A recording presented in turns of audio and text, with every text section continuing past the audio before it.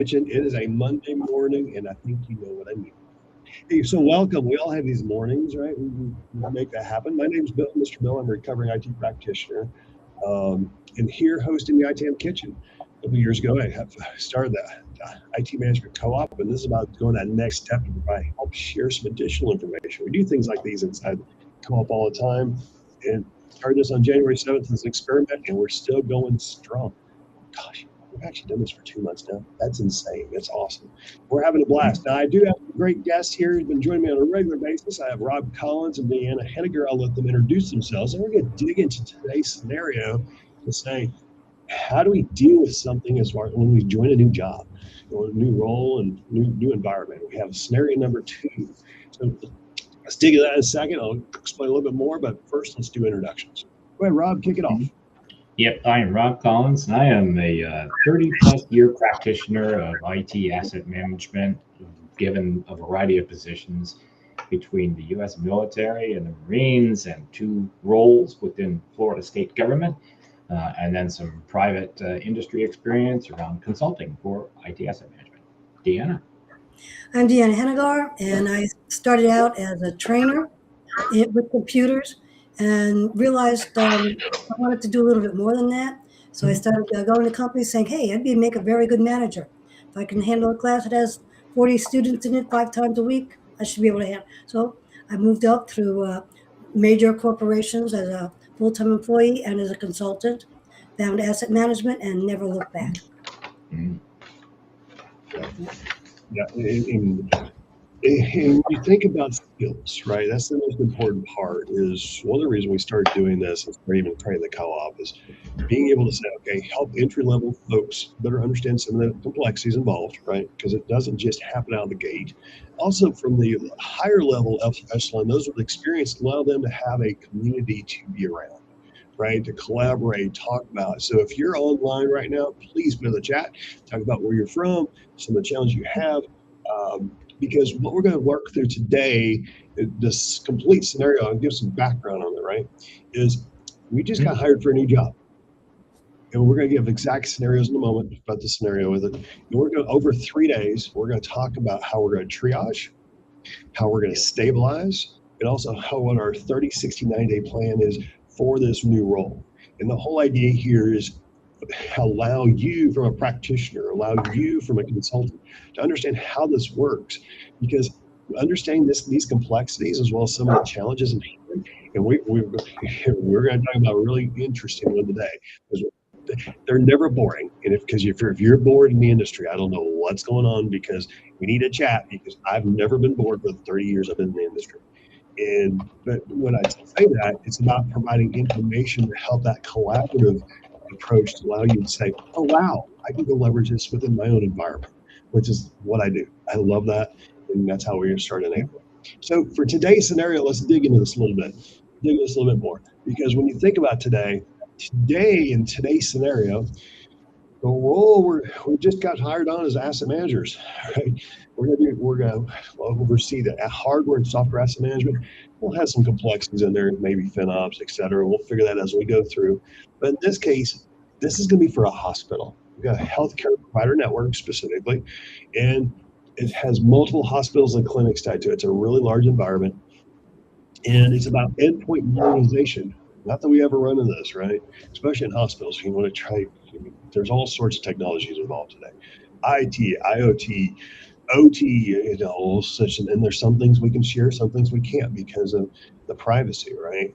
But some of the tools that they have in place in this environment is, they've been developed, seem to be such partially implemented. They're doing spreadsheets everywhere, which we know we love spreadsheets. That's how this works, right? And they also have Intune, Microsoft Intune in place. And the overall time pressure they have is they want to figure out, okay, how can they fix this? They've got some security concerns they have. They're going to in the next 90 to 120 days to do that. Now, with this, what's triggering this, right, is this modernization initiative to reduce cyber risk. Because you think about hospitals, we don't think about cyber. We just don't. But in today's day and age, you think about everything that's transferred, right? We talk about the medical records, the x-rays, et cetera. They may go to India and back as an example because it's a part of the outsource. I've seen that for me, right? You go in the ER and it's like, well, the doctor will get to you. And it's like, well, where is he? Oh, he's in India. He's going to give you feedback. Again, I'm not trying to critique the approach whatsoever, but information's being shared. You want to make sure that you're not going to have any risk, right? But here's the challenge we have in this hospital network is being able to say, how do we do this, right? We have multiple endpoints in place, legacy operating systems everywhere for all sorts of reasons. Maybe the older machines and the robots, they need the old stuff. They can't have the new stuff, right? But on top of it, we don't know what's where. Everything's incomplete. How are we putting that? Who owns what? Unclear, Right. as well as departments, hospital wings, etc. So, and for folks, I don't, if you know of any type of medical professional that's inside the hospitals, they're going to say, yeah, this is it. This is exactly what happens, right? That's the whole thing. So we've been put in charge, like, okay, you're the expert. You've been putting all this in. How are we going to work through this? So so the whole idea here is have that collaboration. Last week, we put a little bit of an outline of things we're going to talk about when we talk about outlining. But in this case, let's have that collaboration. We're going to switch it up a little bit. We're going to have that collaboration say, okay, what if? what are we going to work through, right? And what comes to mind? Deanna, what's that first thing that comes to mind, that one thing that you want to dig in immediately with this area, what we know so far? Because we have maturity, background, et cetera. We've got some more detail, but again, we're going to share things as they come up in the dialogue here. But what's that one thing that immediately says, okay, we need to trigger on this one thing first? The biggest thing is, since we are dealing with a security issue, and they don't really know where their hardware is, so they don't really know where their software is. How is their patch management going? If their computers aren't online, how are we going to patch them? How are we going to fix the security? There are so many things that are risk at this point because we have the added issue of the HIPAA and the client data.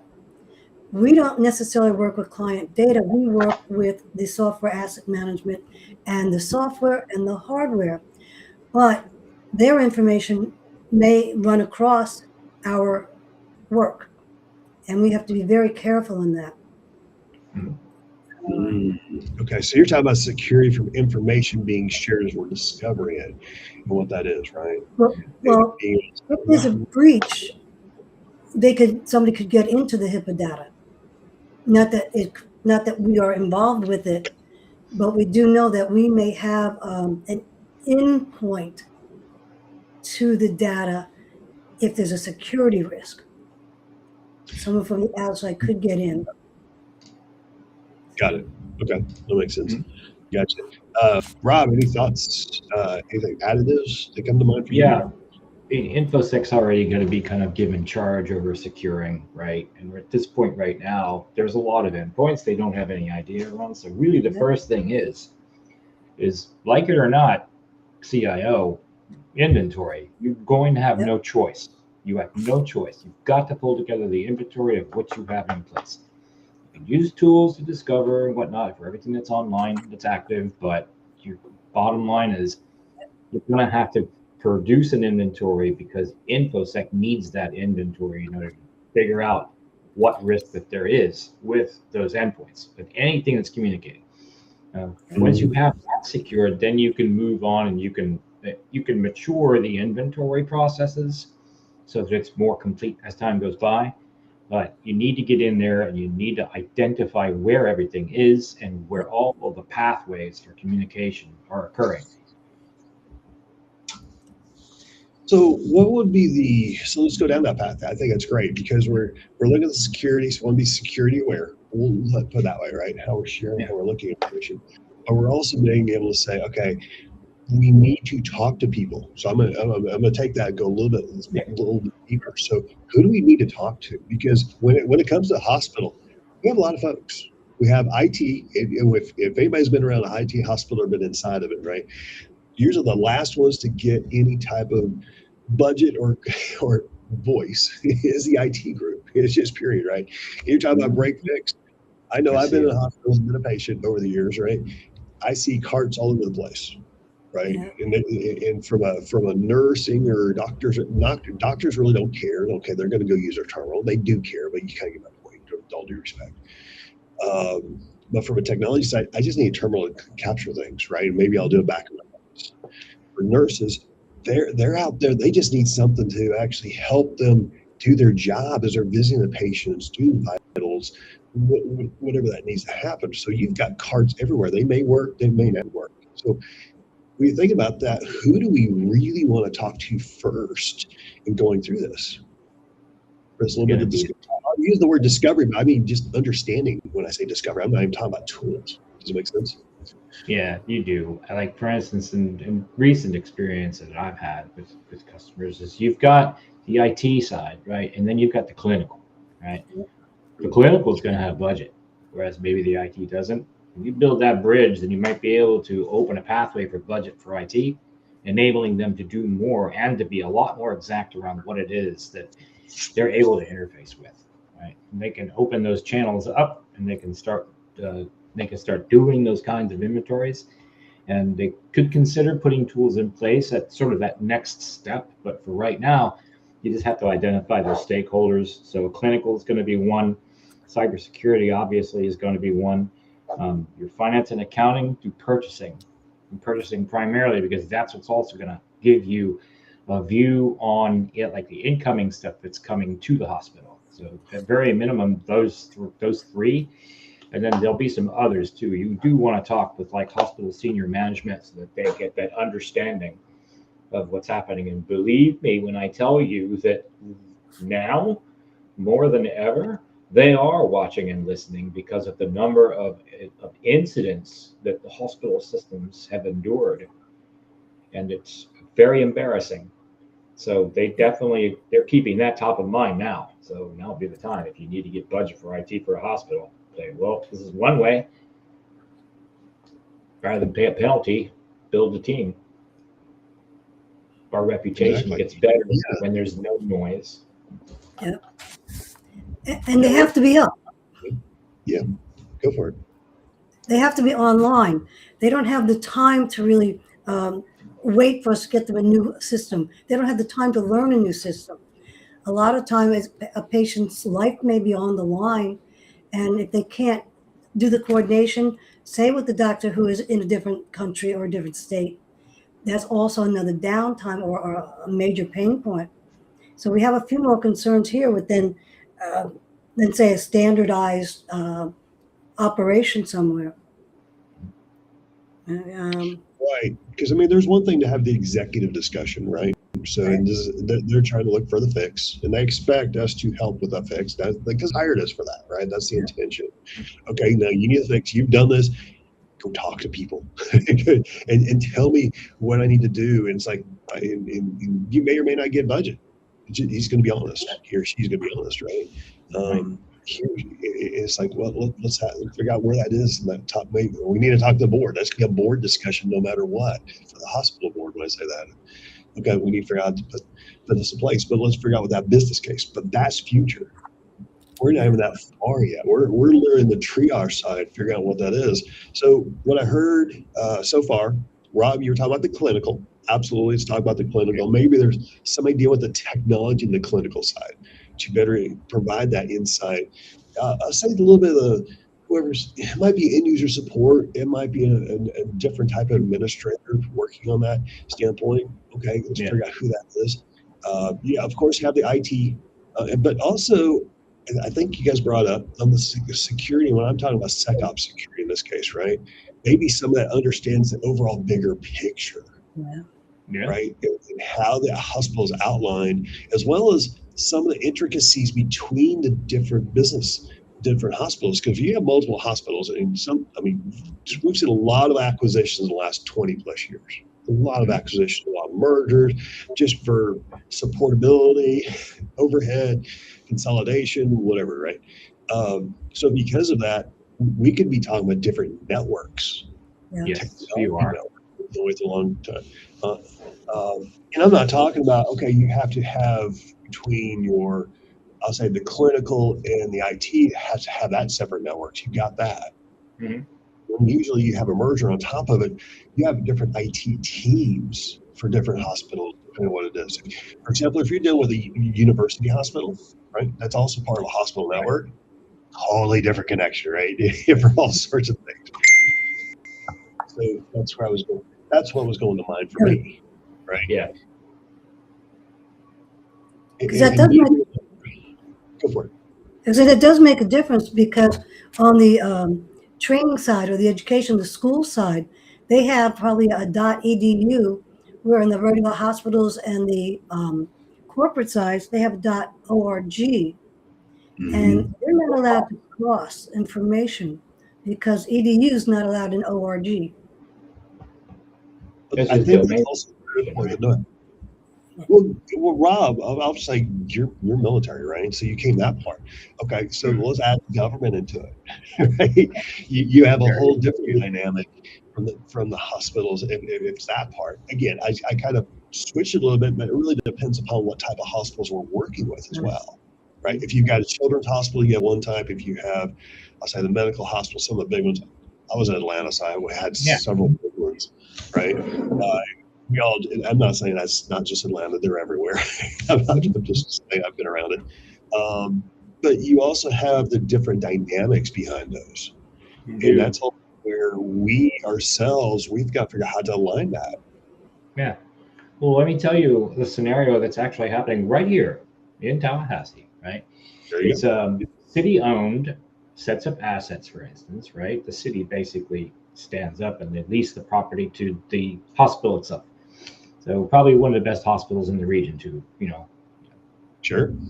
Quite good. So at any rate, right, the situation now is that the city, right, owns and operates the hospital, right? But now the local major university, FSU, right, they want to acquire the hospital and all its property, and they're going to put research behind that and connection with building up their medical school. Now, this is being done here in Tallahassee. Now they're going through the process. They're voting on it. And they have assessments done. But this is one scenario, for instance, where you're assuming an entire set of hospital network by an educational institution, which is now building that out through their school of business, through their school of, through their medical school, and through a variety of other different services there. Exactly.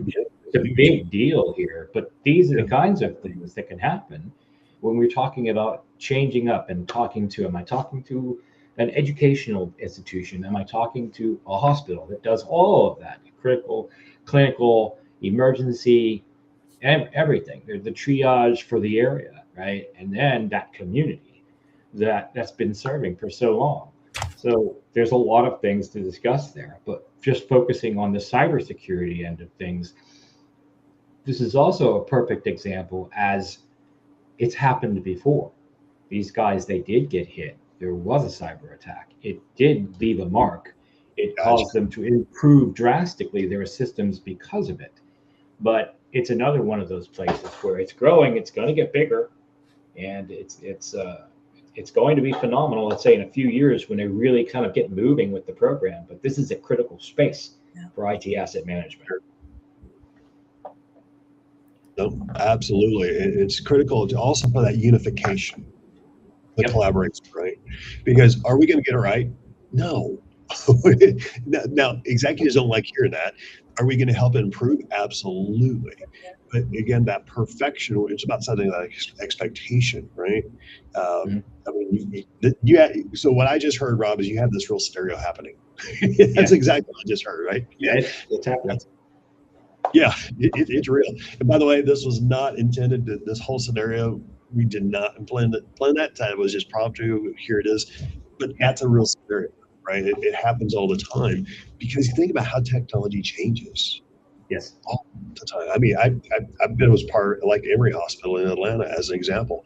I had some procedures that were done only by 3 hospitals in the entire world for something I got to very specific, right? And the machinery, it's robotic, all the rest. It's just really crazy. But when you start thinking about that, how you do that alignment's huge because it allows you to better understand the collaboration. Again, this goes back to governance, is really what it's tying back into, right? We start dealing with the governance of that front because you never know who's going to come in the picture. Don't you love that? And being able to say, okay, how can you further drive that dialogue? Because we want to make sure everyone's successful because everyone has their own agenda. Yeah. You just need to sit down with these folks. And you just need to sit down with these folks and you just need to identify here's the thing, it's going to happen, right? So how do we make the transition smooth? What are the pain points and concerns everybody in the room has around this? And now let's look at ways that we can mitigate those concerns and prioritize the work to come. As we modernize, we're also going to have to take away their old equipment, and it's not going to work as well. Oh, it should work better. The new equipment should work better, but they're not necessarily going to see that because they're not computer people. They're not technicians. They know how to fill out their forms, and they know how to do it as quickly as they can. I do know in the VA over here in Houston, when they changed over, all of a sudden it was really slow behind the desk. And it wasn't because they were less efficient, it's because they didn't know where the form was. They changed the form on them. Yep. Okay, and because the endpoints were different. But everybody still needed to know all the information. And in the beginning, it didn't talk well back to the server for the patient's information. And that can't be down like that. Yeah. So that goes back to the use cases, right? What use case, what's that success criterion to get you move forward? And then Don, you actually have a note out here in a little bit. We'll try to paraphrase that in a little bit. There's quite a bit in there. Is being able to understand, identify what the root pains are in different areas. Also, who those key stakeholders are. I'm going to add to that a little bit, right? Because when you start doing that, then you can start that collaboration. You start that list. Yeah. Right. And to your point, you can start tackling the pain. But you also have to understand, okay, what's the real pain behind the scene? That's the important part too. Because I mean, we are talking about hospitals, so we're going to have a lot of pains and aches and all the rest, and broken bones, etc. But people will say, how can we further? So tongue in cheek, that was intended. At the same time, figure out, okay, how do we scope this out? Because at least for me, okay, take out a hospital network, which I'm all for, right? So I've seen it in multiple organizations. Usually most asset managers don't have a voice. They just don't, right? Because I literally, during COVID, I saw the asset management person, like the most critical guy in the entire company. He says, Bill, I only get 10 hours a week. He got furloughed. He was the only guy doing it. It's like, I don't know what they're going to do. I'm only working 10 hours a week because he didn't know how to communicate. Didn't have the additional support team. So when we think about that, and the triage is like, okay, what else do we need to make sure we consider at those points? I know when we started scoping out last week, we talked about that. We talked people, process, technology, governance, data, right? We talked about that. But what else comes to mind for this one in the hospital? Because again, we've got research. We've got hospitals. Maybe there's a children's network in there. Maybe there's a cardiac hospital on top of it. That's all they do is that part of the world, that part of the realm for a hospital, just dealing with heart surgeons, etc. What else comes to mind for this one? Because you're right, there's a lot here. We've got a big beast. We just said, okay, we're going to do this, and we've got 3 months, 4 months, or maybe 6 months to say, okay, how can the security breach? It's not just about security. I think that's what we're talking about. We've got to look at multiple different aspects. It's not about this just a knee-jerk reaction. What's the life cycle process? That's not going to get us very far, right? Just to be brutally honest. Right. So where do you want to take that part? Because I think that's a key point, because we get our training, we learn about the asset life cycle, we do all of that, right? And all of a sudden we get this opportunity of a lifetime. And now we've got to figure out how to scale that, right? What comes to mind? I know the first thing that comes is if you're take the guesswork out. Go to the management and say, you show me what each of your business units are. And let's talk about the concerns that you have around each of those business units, because you're going to need to prioritize some. Like ER has got to run, no downtime. All right. Yeah. So then there's that business unit, right? And then we talked about alignment activities before. But if you ask them for the list of the business units, then you've got a starting point. Now you can start bringing people in so that you can then proceed. I like the alignment aspect because at some point in these jobs, we're not just IT any longer because we're serving it's a different or greater problem because we want to make sure that they can still do their jobs without us interfering with them. Okay, that's one of the major things I could see going on with here. I don't care. I'm too busy to show you the bottom of my laptop to show you so you can get the serial number because it's not for some reason it's not getting picked up. We may actually have to have somebody go in there and wand all the equipment. Maybe the IP isn't getting picked up. There's so many things in the background. And if we can't handle or kind of get grip on that, it's hard to deal with their pain points because we haven't been able to get through our own at this point. There are many different areas before we can get to them, get to the people in the clinics because they wouldn't know what we're asking them to do.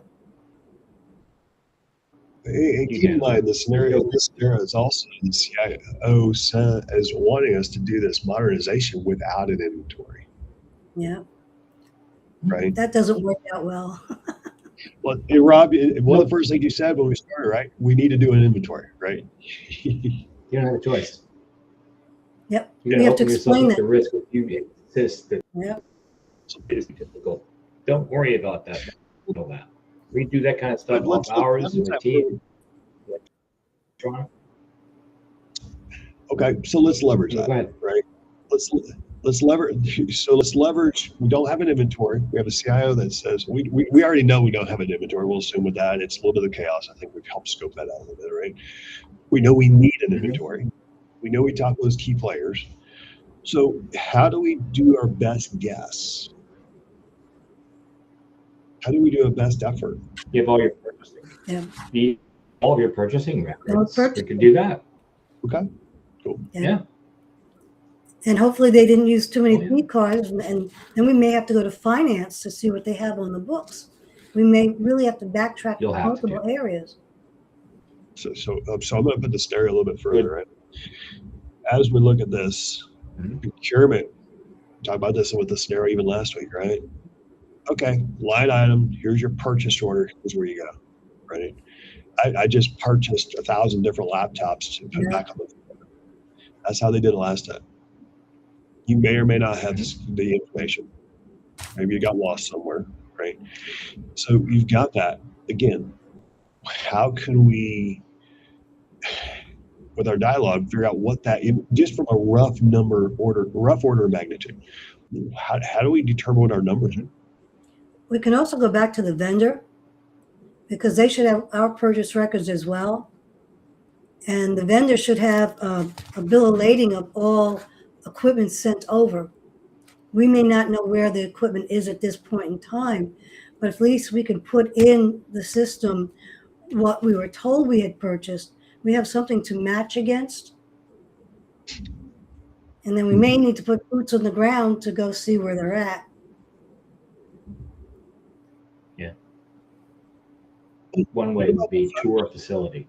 If it's a clinic, that's one profile, if you will. And a clinic will have a central office, and it'll have offices within that the nursing staff and the doctor utilize to put the information into the patient's file, communicate, order prescriptions, etc. So all of that.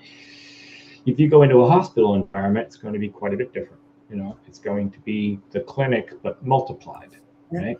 In that a floor or a unit for a specific disease that's being treated, like a diabetes unit, for instance, or a vascular surgery unit, right? They're going to have rooms for patients, the nurse and monitoring. They're going to have all the individual systems that are communicating.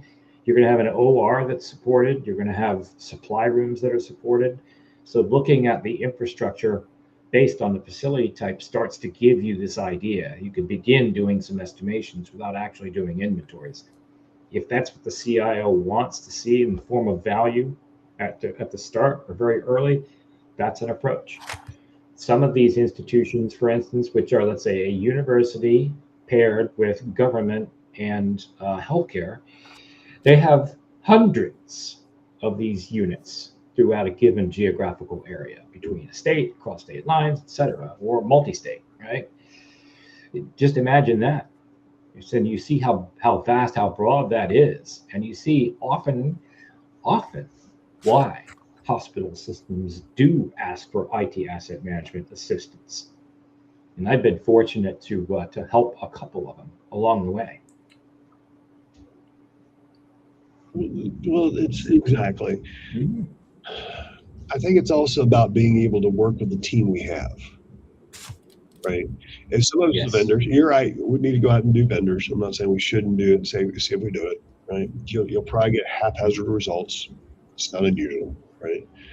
But also, I think when we talk about the key stakeholders saying, can you communicate or outline for me what you believe your infrastructure is? What are you really working with? Does that make sense? Mm-hmm. It does. Because when you start dealing with at that point, I think that's also where you start working to get some additional buy-in. Then they understand kind of what you're trying to, the scope of what you're trying to, the realm. Because again, everyone says IT asset management. Great. Okay, fine. That's a fad word to a degree. I'm just going to call it out, right? We've been doing it for a long time, but it looked to be a fad word. The question is the clarity for that organization, in this case, the hospital. What does that mean to that person? I think that's a different part we want to make sure we're articulating in our conversations is let's align it. Say, here's the bigger picture, but here's what it means to you. Make sense? Yep. Because to us, natively, we've done it, been there, right? All sorts of different things, which is great. That's why they hired us, right? But the reality is, it doesn't have that same meaning to everyone else who's doing it, who's performing those functions. And we've got to be empathetic on that side to say, how can we make ourselves more relatable? Again, we're doing the triage. This is just a triage to get the relationship, right? Because at this point, when you start thinking about, at least for me, when I think about a hospital, I mean, I've been a patient, been there for a couple of weeks before, do some really unusual scenarios. And trust me, I kept the nurses entertained when I did it. I can give you a whole slew on how to do that treatment. That's a blast. And I will say, nurses usually never complain with the approach I took. Tell jokes. Just leave it at that.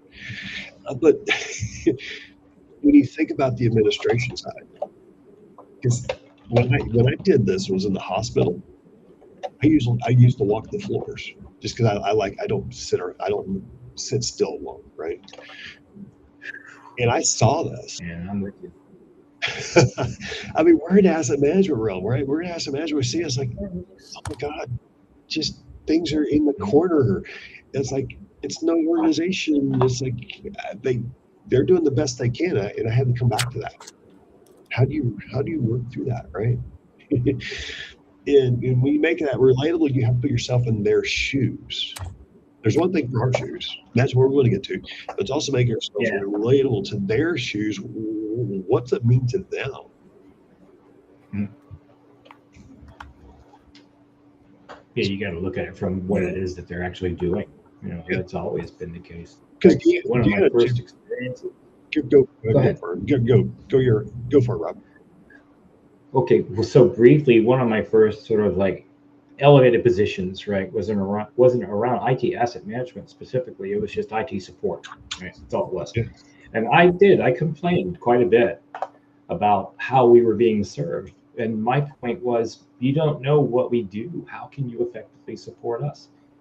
So I sat down in a meeting prior to them asking me to take on that role. And I actually sat there and I described to a group of people at the division level at the state. It's like that group over there, they do permitting. And so they need the following software and they need this hardware in order to support their operations. In a hospital, for instance, you've got to look at this and say, this is the work that the nursing unit does over here in intensive care. So they have some needs. Same basic hardware across the across the functions, but their software needs are going to be a little bit different, right? And it's really important. It's an intensive care unit. So anybody, please, you will tell me how important you think it is by setting up the budget. You give it budget, I know you know it's important. Yeah. And then you can use that same philosophy across the entire business. Deanna, did you want to add any more to that or additional thoughts? Because again, this is about that relatability. We're in the triage part, right? And there's one thing for us, there's things we can do in the back office, because we're talking about a lot of back office operations, procurement, how we're dealing with that, how we're dealing with the procurement data and the vendors. That's a lot of it. But there's also things we need to do on the front end, right? And that's kind of where I'll be more relatable. Part of my question is, right, how do we deal with that? Because when we walk into the hospital, the last thing people think about, is tracking their assets.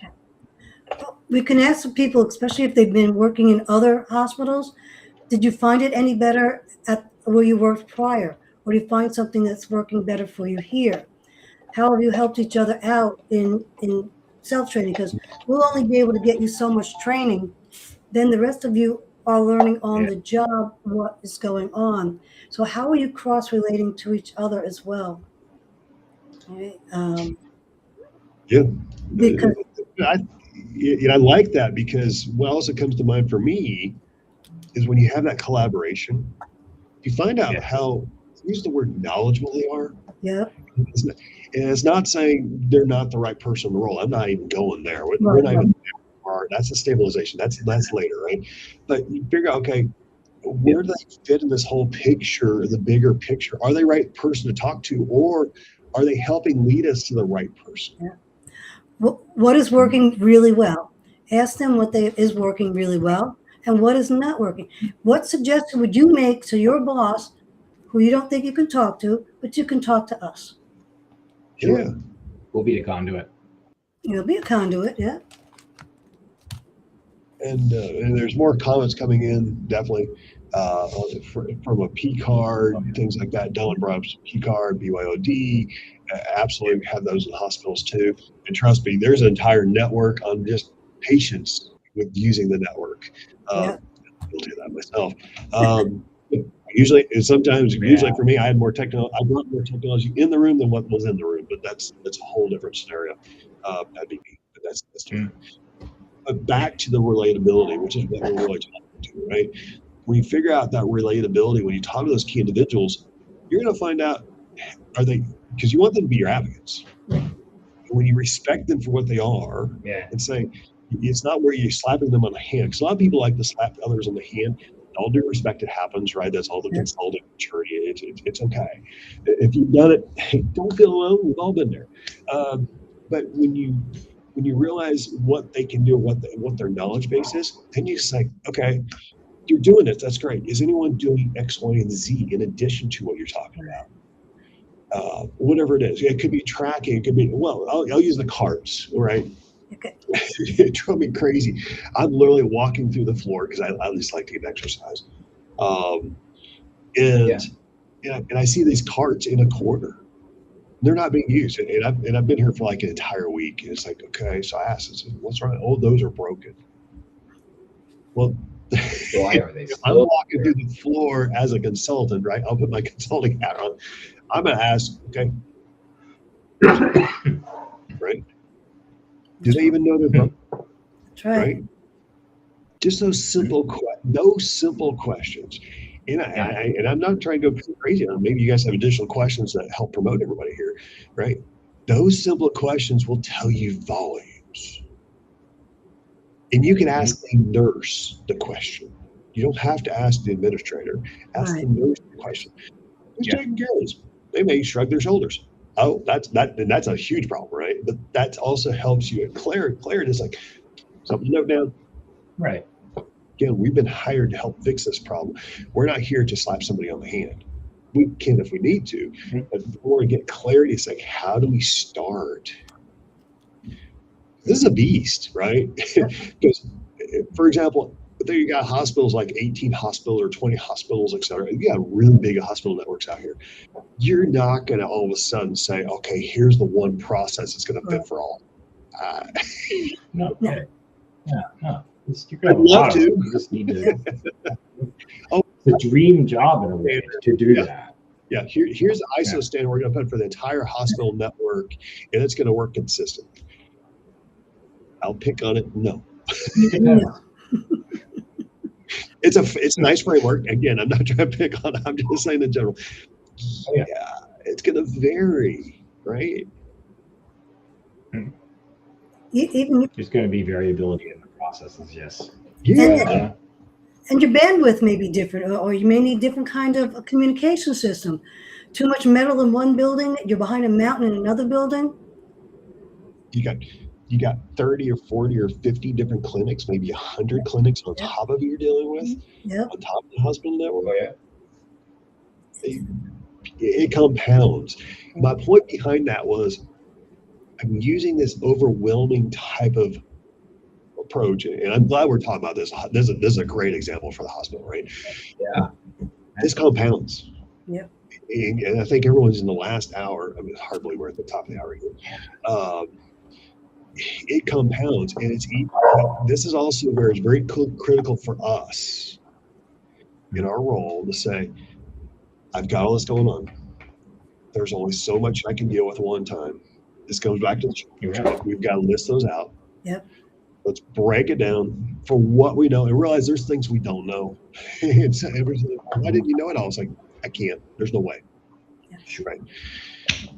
But prioritize. Because when you start prioritizing, look at that low-hanging fruit, that's going to help that stabilization, which we're going to talk to more on Wednesday with the hospital, right? And that's where this becomes manageable. As crazy as that, I don't know if that's I don't know, expect to bring that word up today, right? Because we just compounded and just blew some minds. I can kill them, right? You talk about the clinics, you talk about ER, you talk about medical, you talk about government, take your package. You can talk about PII, you can talk about HIPAA, it's all across the board, right? Even ambulances now. Oh, that's a great point. Yeah. That's a great point. Absolutely. The first responders, how they're engaged with all of this, right? And we're not even talking about, okay, because in hospitals, there's one thing about a corporate environment. We talk about PCs and servers and how that took place. But now we talk about not just that, but the bigger environment, right? Because at the end of the day, think about what is the number one goal of a hospital? To save lives. Exactly. Yes. That's it. Do the doctor thing. Yep. People in beds, get them out of bed. All of this that we're talking about, the one main takeaway is nurses, doctors, supporting staff, they shouldn't have to do any of this at all. They should be minimally intrusive.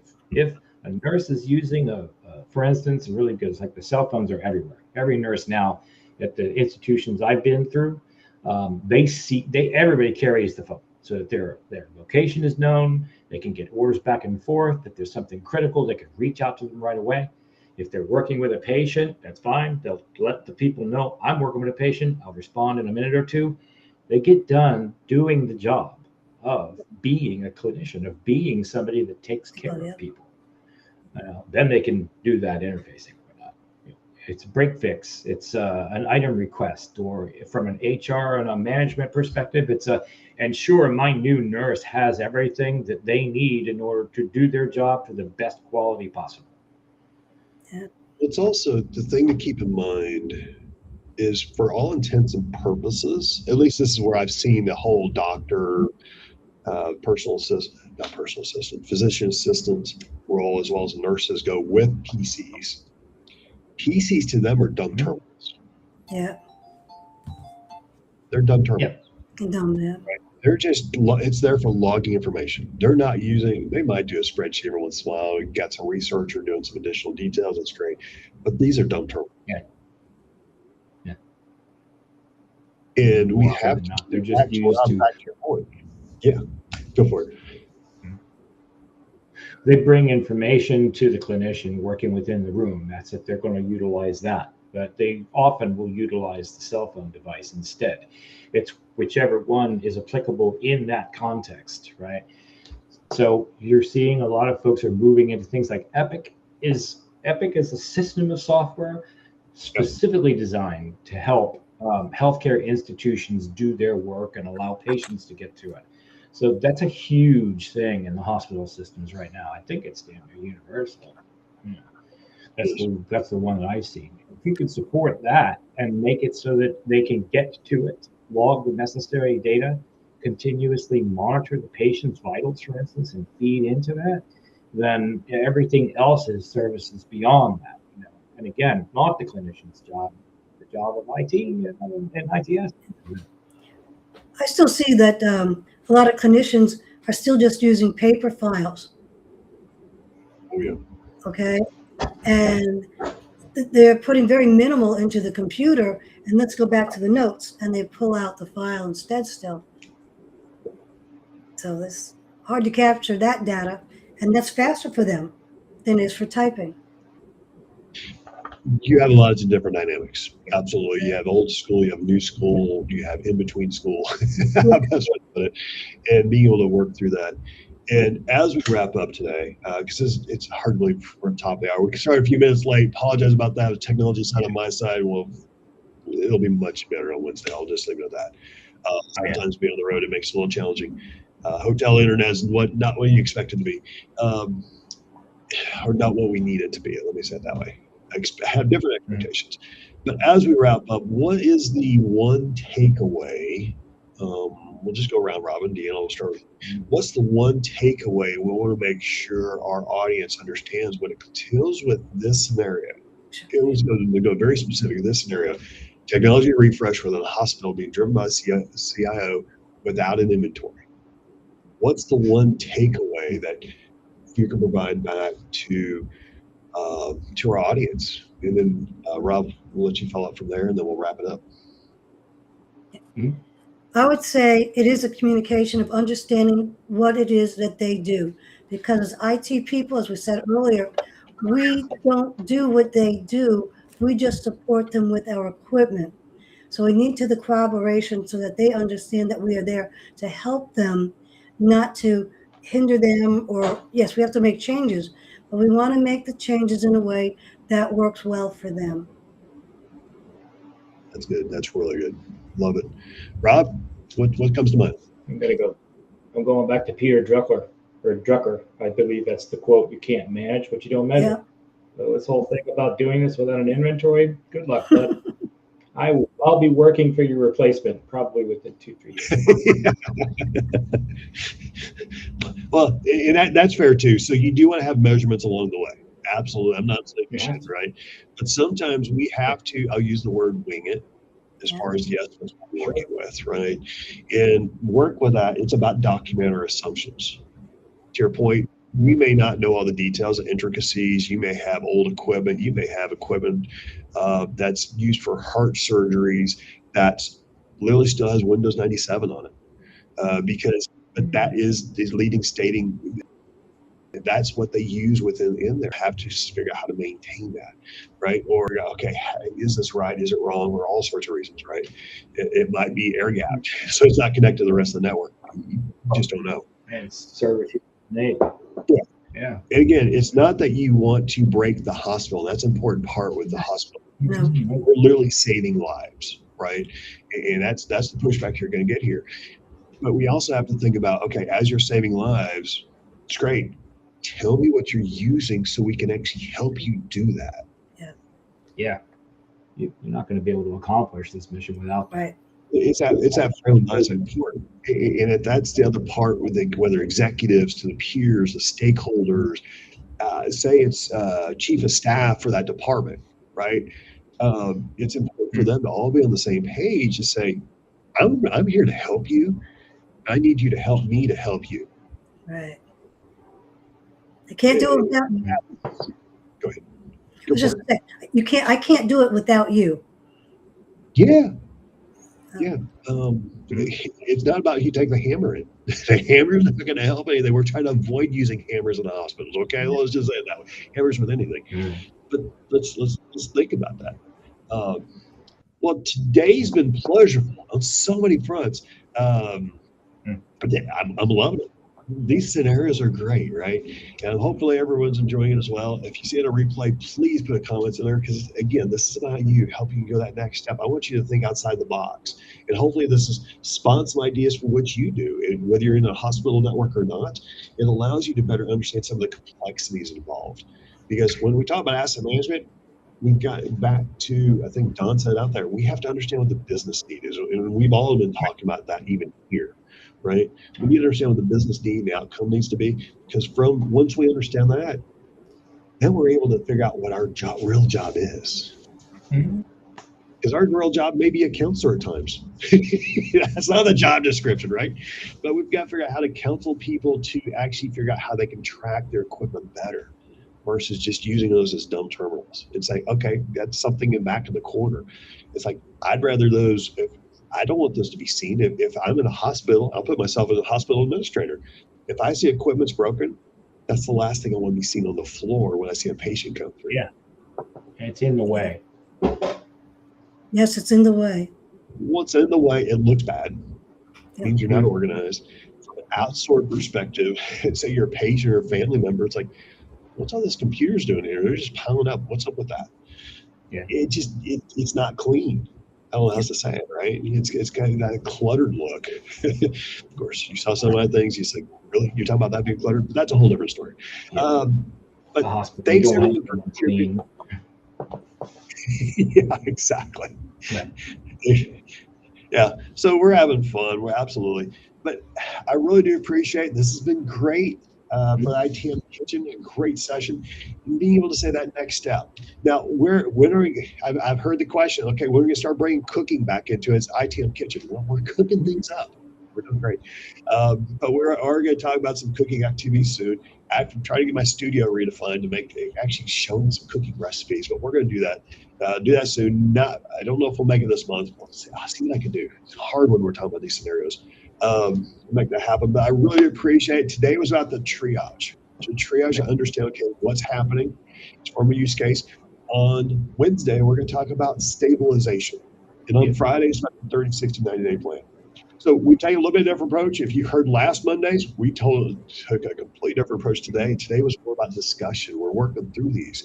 We now have an outline. Okay, we know what we need to discover.